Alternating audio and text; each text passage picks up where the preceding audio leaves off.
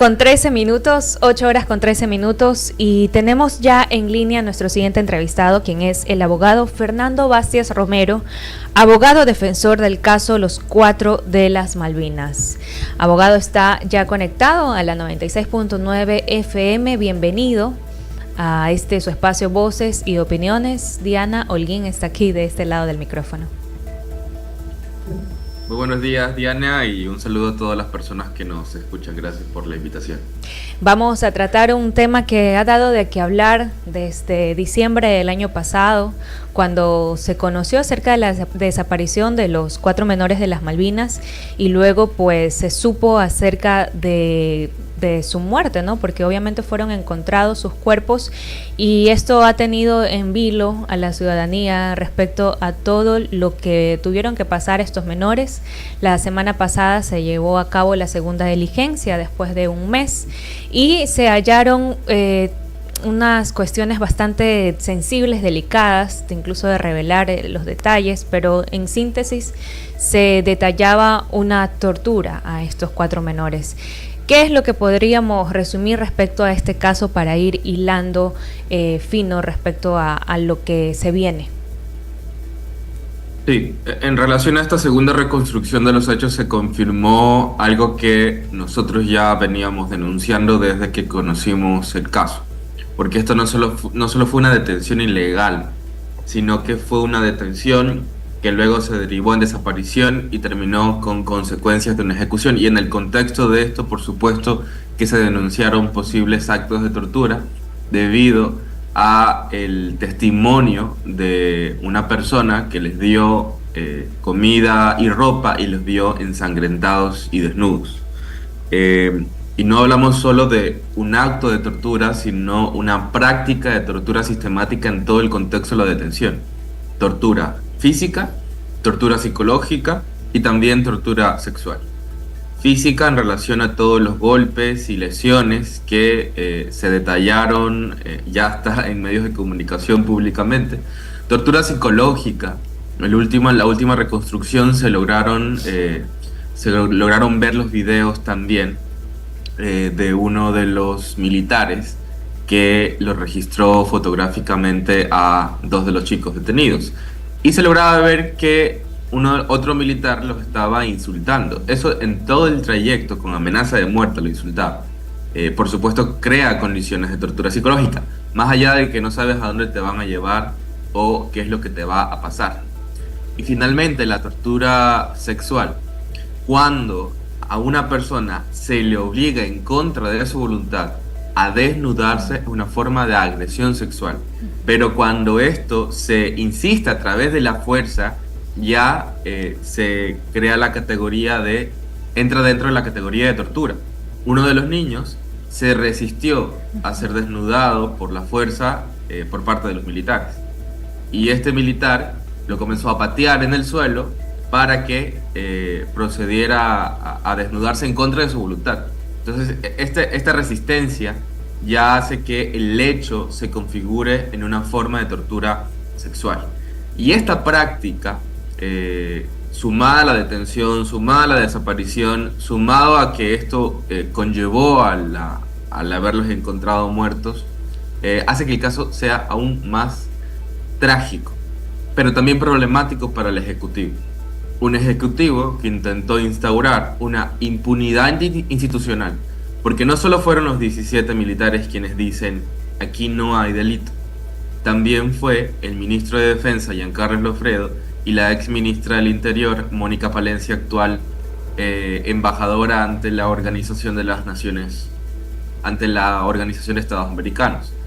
Se intentó posicionar en la opinión pública, pero también en las instancias judiciales, que aquí no había desaparición forzada.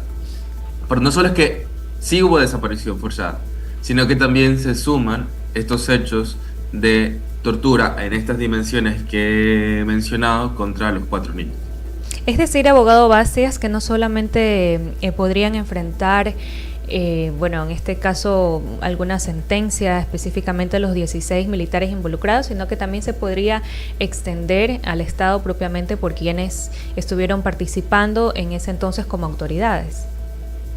Evidentemente que hay una responsabilidad estatal, eso fue lo primero que se tuvo claro. De hecho, en el habeas corpus inicial, que se ganó y actualmente está pendiente una sentencia en apelación, se señaló que la desaparición forzada ya existió bajo la responsabilidad estatal.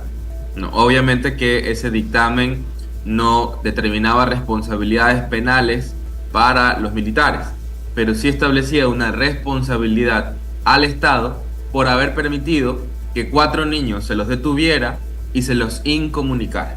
De hecho, dispuso una serie de medidas de reparación integral. Ahora esto tiene que ser aceptado por el gobierno. El gobierno no acepta que esa desaparición forzada también es responsabilidad del Estado. Tanto así que tuvieron que apelar, tanto ministro de Defensa como ministra del Interior. Y eso también obstaculiza en las medidas de reparación integral, principalmente en cómo hacer que esto no vuelva a ocurrir. Entonces, si nuestros gobernantes dicen que no hubo ningún incumplimiento de procedimiento por parte de los militares, ¿cuántos operativos con las mismas características no se están desarrollando ahora en Ecuador? ¿A qué están expuestos los civiles, particularmente niños, niñas, adolescentes de contextos empobrecidos y racializados, a que les vuelva a ocurrir exactamente lo mismo? Eso es lo que denunciamos. No es solo el caso. Ay, Es de verdad, el patrón, el comportamiento de Fuerzas Armadas y con ello también el apoyo de impunidad del Estado. de verdad, lo que iba a comentar es que cada que escucho más noticias sobre esto, me horrorizo más. Buenos días, abogados, soy Francia Druet, y gracias por estar aquí. Yo tengo una pregunta en cuanto a cómo calificaría usted la acción de fiscalía. ¿Se está investigando, se está llevando una investigación proba?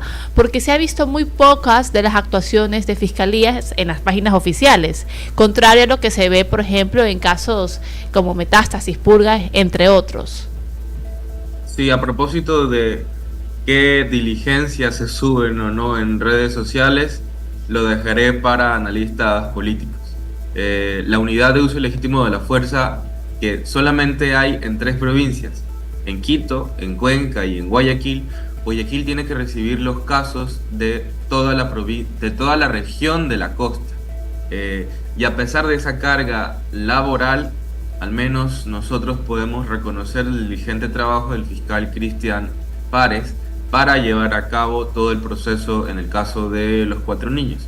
Sin embargo, paralelo a los 4 niños, existen otras 33 víctimas de desaparición forzada durante el 2024. De ellas, 9 son menores de edad. Y lo que esperamos es que con la misma diligencia que se ha venido acompañando desde Fiscalía el caso de los 4 niños, también se acompañen estos otros casos que revisten de igual gravedad. Detenciones arbitrarias realizadas por Fuerzas Armadas en un contexto de estado de excepción y focalizada en determinados lugares: Los Ríos, Guayas y la provincia de Esmeralda. Hay algo que llama mucho la atención acerca de todo lo que ha pasado como antecedente respecto al uso de la fuerza pública que se vive aquí en el país. Pues esto demostraría que es algo que estaría atentando a los derechos humanos. Desde su punto de vista, abogado, ¿qué lecciones hay que aprender de esto, pues, y que definitivamente no se deberían repetir? ¿Y cómo hacer para, pues, que esto quede por sentado, totalmente como un precedente, y que haga una reestructuración dentro de los organismos de control? Bueno, en primer lugar, entender que la militarización no ha funcionado.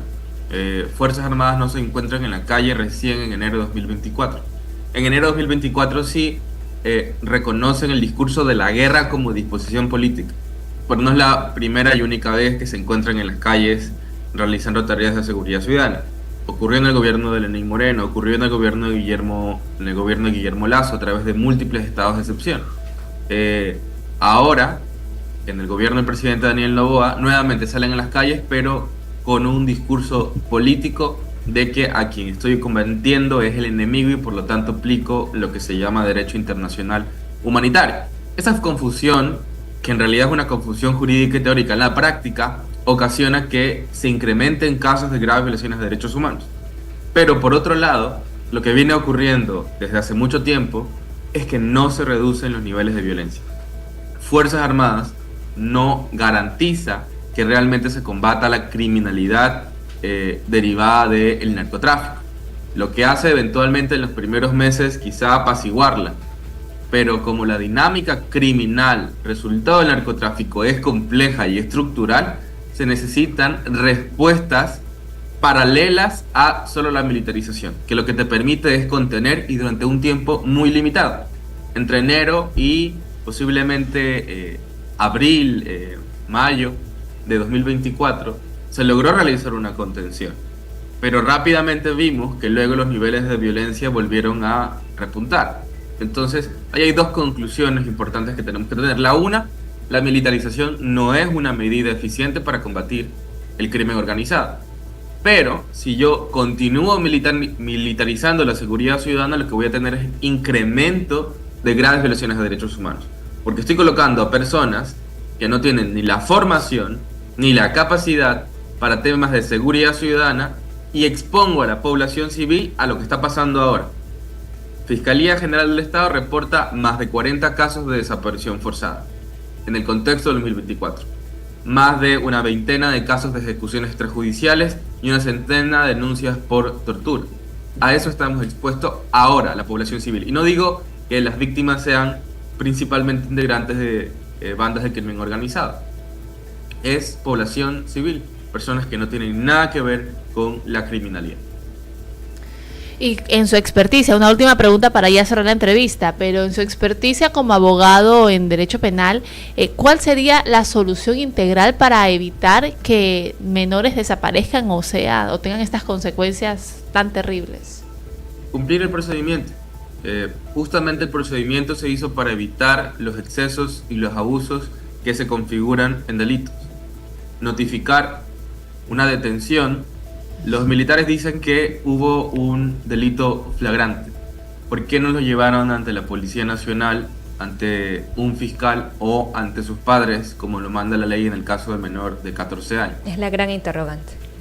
Entonces, lo que concluimos es que obviamente no solo fue un desliz o un error, o no es que los vi grandotes y por eso no creíamos que eran menores de edad.